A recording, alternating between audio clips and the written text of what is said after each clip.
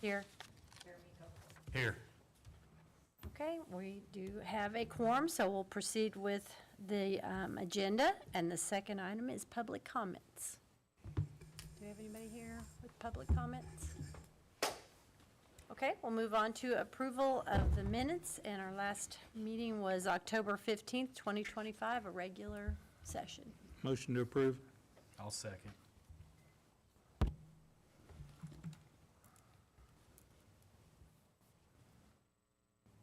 Yes, please. Mather? Approve, yes. Yes. Yes. Okay, minutes are approved as submitted. Now we'll move on to discussions and presentations. We have, oh, there he is.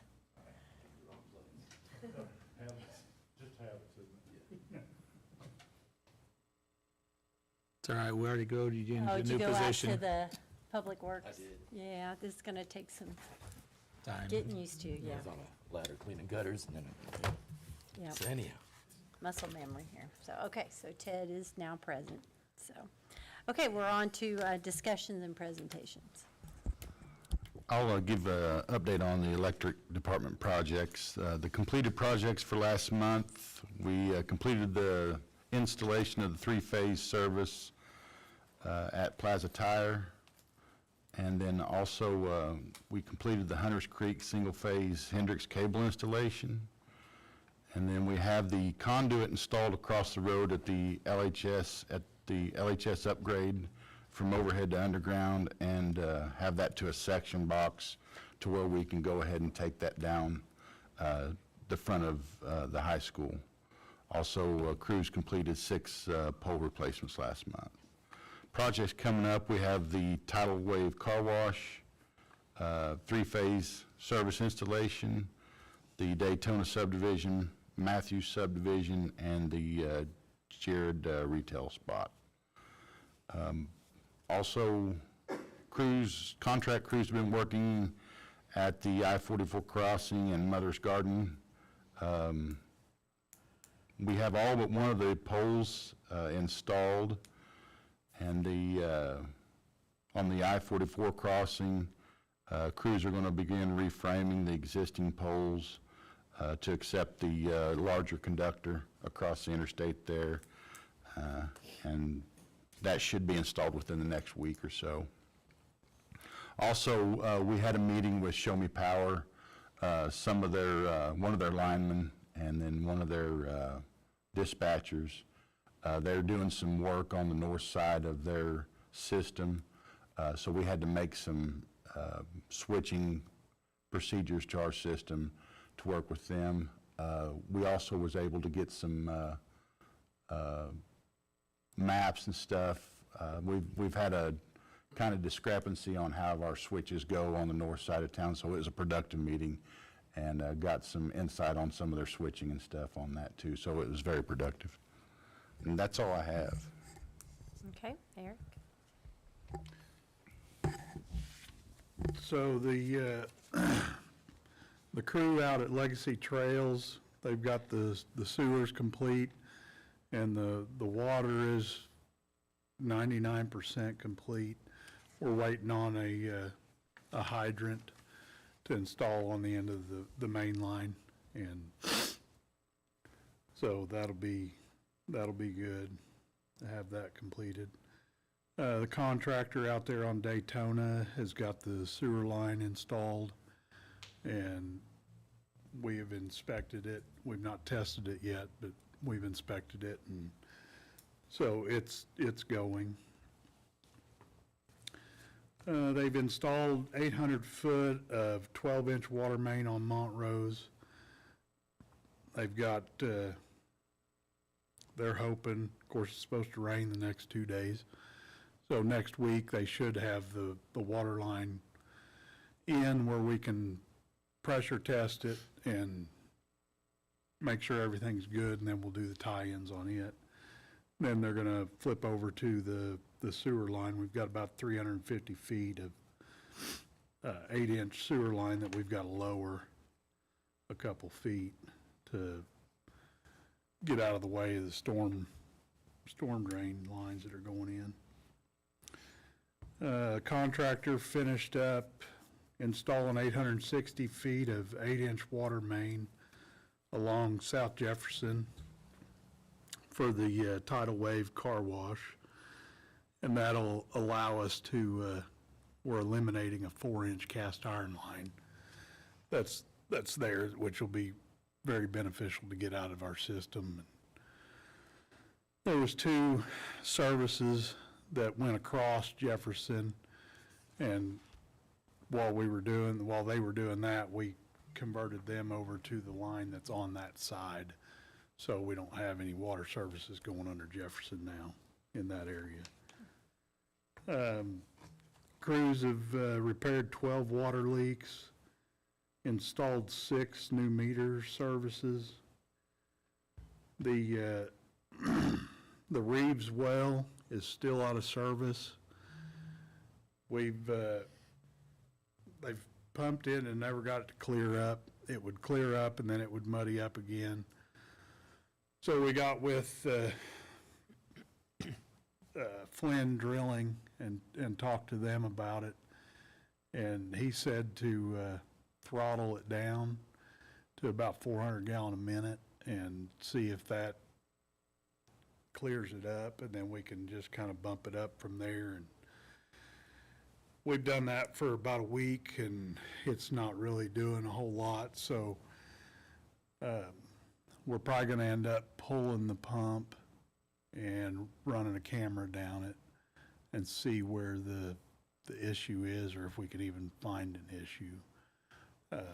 It may be, there's several different options,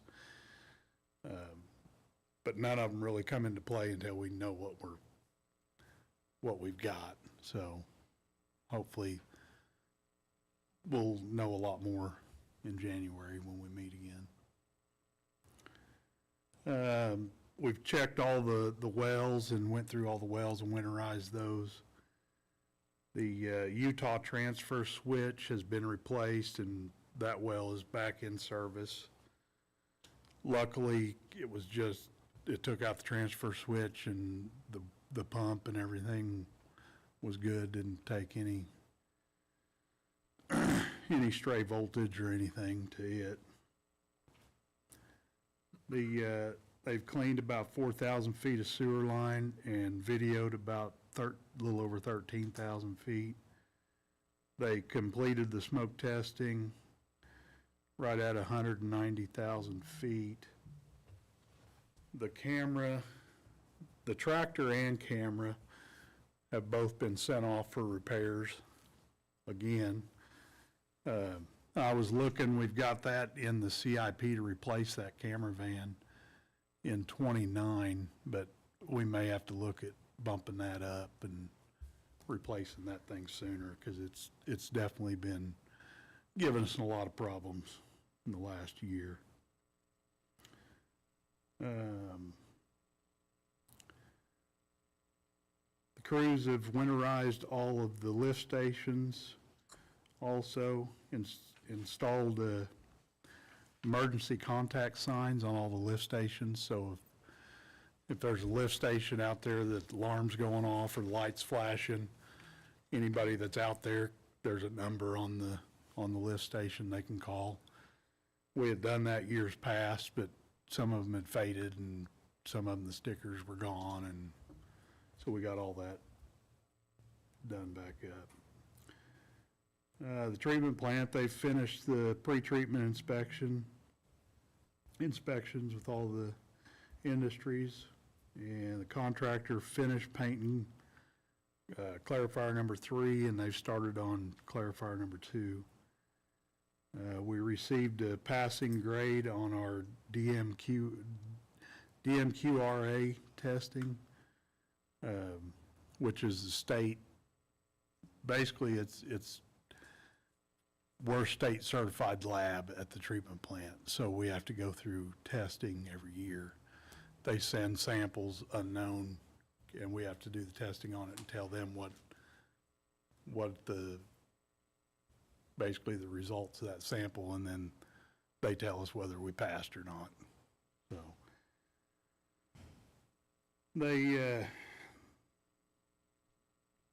No, I already did that. All right. No, that's all I've got. Plenty. So we do have a good meeting hopefully tomorrow with Brightspeed to go, and they're gonna start, have a third party come in and do an inventory of their poles.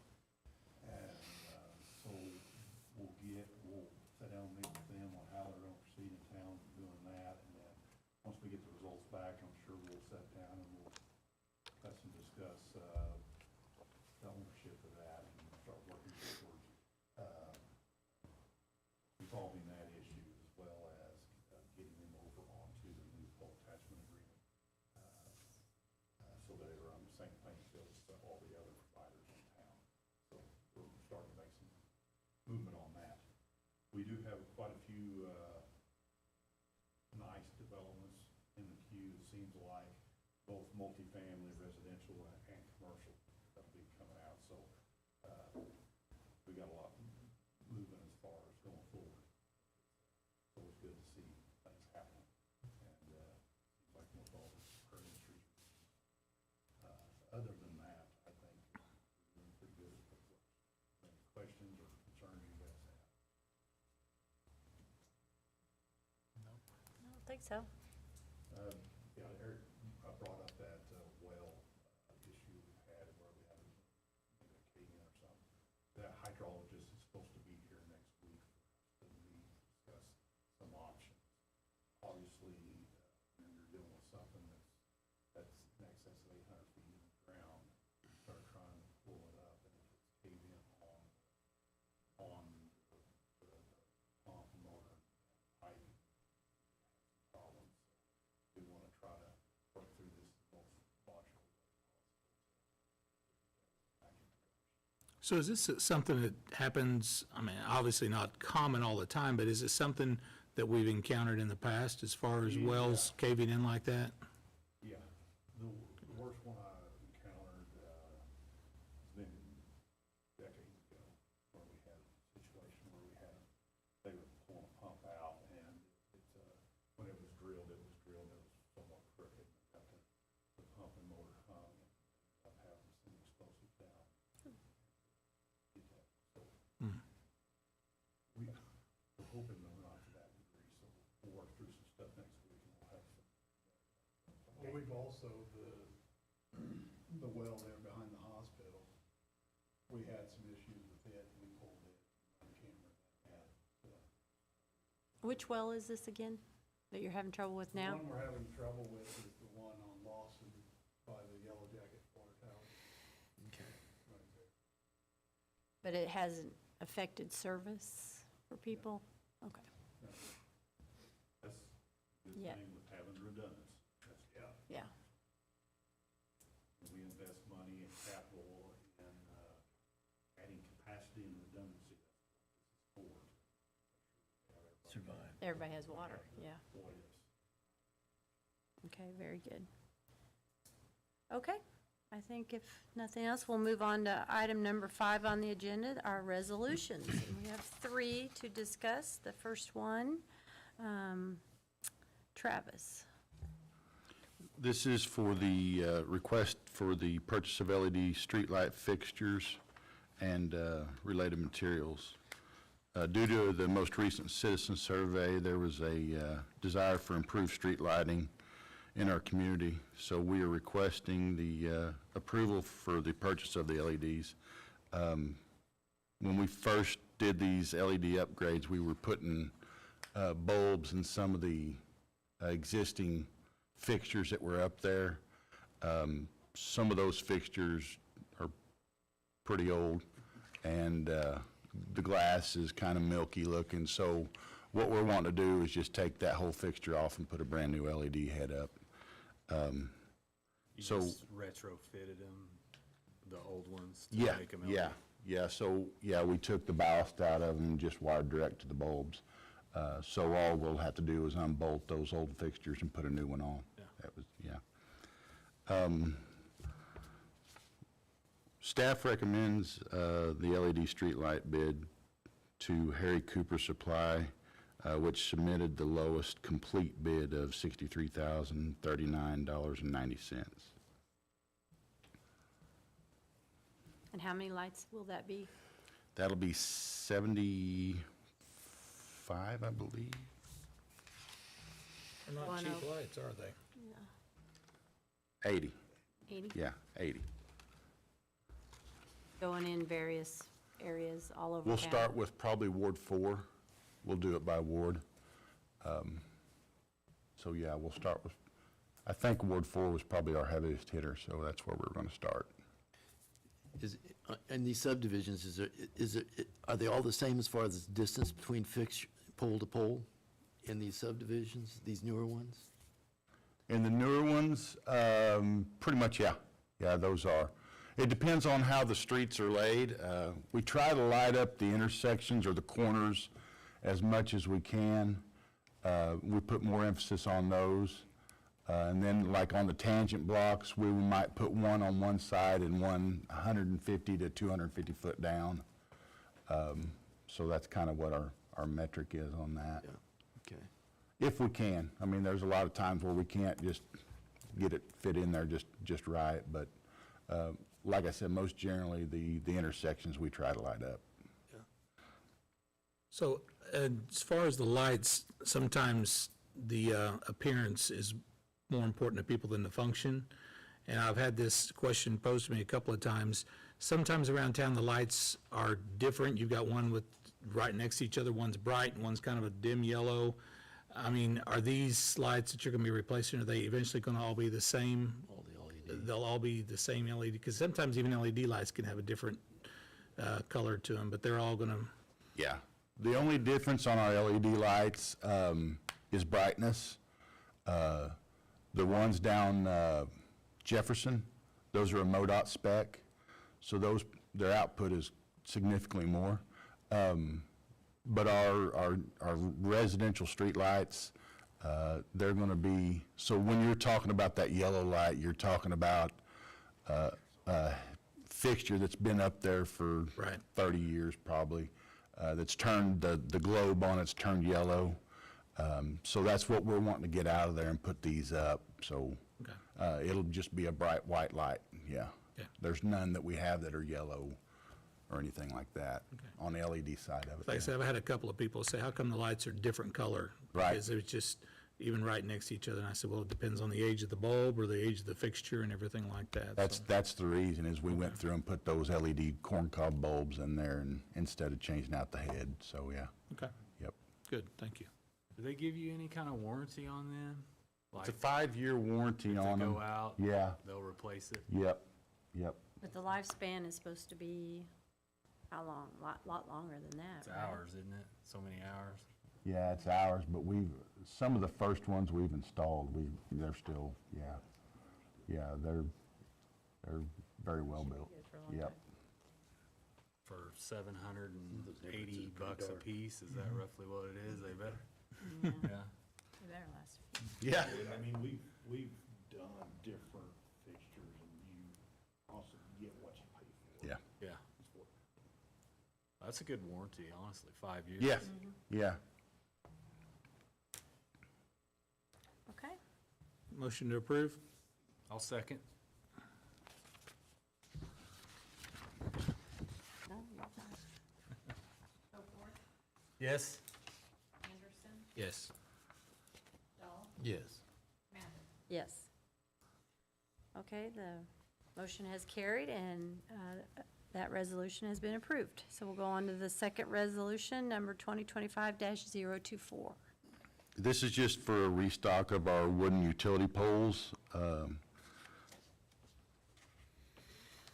Yeah, this is just making sure we have the adequate stock for this winter and any weather-related issues that come up in this winter or next spring. So after reviewing all the bids, staff recommends purchasing the wooden utility poles from Stell Jones Corporation for $22,593.63. I can't read that up there. And how many poles is that, 30? That's, so we've got, we're getting 30-foot class 4 poles. There's 5 of those, and then 35 class 3 will be 10 of those poles. And then 40 Class 3, that's probably our most popular size. We're requesting 25 of those. And then we have some 65-foot poles for our transmission stuff. We've used a couple of those out of our stock, so we're wanting to rebuild that stock and have a little extra just in case. We're asking for 4 of those. Okay. Any other Motion to questions? approve 2025-24. I'll second.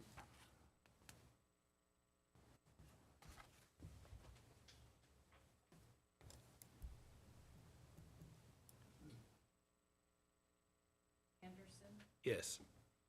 Yes. Yes. Yes.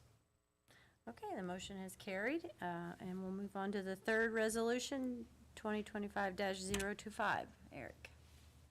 This is to replace and restock water and wastewater materials.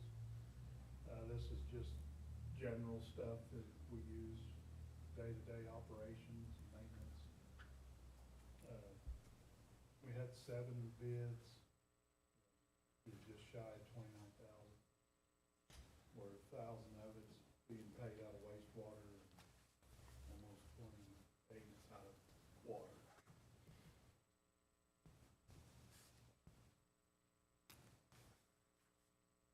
Okay. All motion. Second? Yes. Yes. Yes. Yes. Okay, that motion carried and has been approved. And that concludes our resolutions. We'll move on to agenda item number 6, which is board comments. Refresh my memory, how often do we get the financials? Because it doesn't seem like we've had those for a month or two. It's a new software. Okay. So, coming soon then. Okay. Just check, I'm like, oh, we've been missing that the last couple of meetings, Trying so, to close out by 25. yeah. Okay. All right, stay tuned then. I just want to make a comment. Driving through town this week, I just keep noticing all the new construction going on between housing developments, retail space, all kinds of car wash and everything else, and just thank you. You guys are doing a great job, and I know that there's a lot of balls in the air to juggle, but you're doing good, and it's looking good. It's exciting to see when maybe the economy's not booming like we think. In Lebanon, there's still a lot of good stuff going on. I know that you guys work hard behind the scenes, so thank you. For Richard and the street department, I know they're involved with all of it. Everybody's doing a great job, so thank you. Very good, that was nice. I try to be sometimes. Okay, in case you didn't miss it, no meetings in December, so our next regular session will be January 7th, so not till 2026. So I'm planning on having Wendy come in and talk to you a little bit about the new software and utility billing and kind of where we're at on that, give you an update on all of that. I will say that we've initiated cutoffs and had a little pickup last night on some stuff, but working through stuff. I was going to ask you if you've had a lot of, I mean, is everybody working okay with that, or have you had, because we didn't do of course, they've probably not seen the fees yet, as far as the late fees on their billing yet, but that's all relatively just started back up, so, okay. Okay. Richard, I got a question, and this will probably be a hard one to answer, but like, with all the development and growth historically, I mean, I don't know how you'd really gauge it, but it seems like we're definitely going through a growth spurt. I mean, you've been here a long time. I don't know how you would gauge that, but are we more than we have been in the past, or? I would say residential, we're probably maybe 50% of our peak. Commercial, most definitely is pretty aggressive right now, it seems like. Not that it. So will you see 50 new homes this year? Yeah, I'm guessing. So answering that is a little complicated because when you say homes, is it doors or is it homes? Because Right. we're having quite a little bit of Multifamily. where, you know, maybe a decade or two ago, we didn't see as much multifamily. Right. More single-family home. And so if you talk doors, we're probably getting close up there to, maybe 70% of where we was. Back in the heyday of time. Oh, wait. Yeah. Oh, 7. But population has to be driving. Yeah, I mean, it's all good, right? Yeah. We're moving. They're turning, there's new meters being put out there, and people are confident in the community, That's good. want to live here, and they want to invest here, so that's good. Yes. Yep. Lots to be thankful for this Thanksgiving. Next week already. Yeah. I don't know how that happened. Yeah, so we'll end with that. We'll wish everybody a happy Thanksgiving and safe travels if you're going to be on the road. So we're adjourned. Thank you.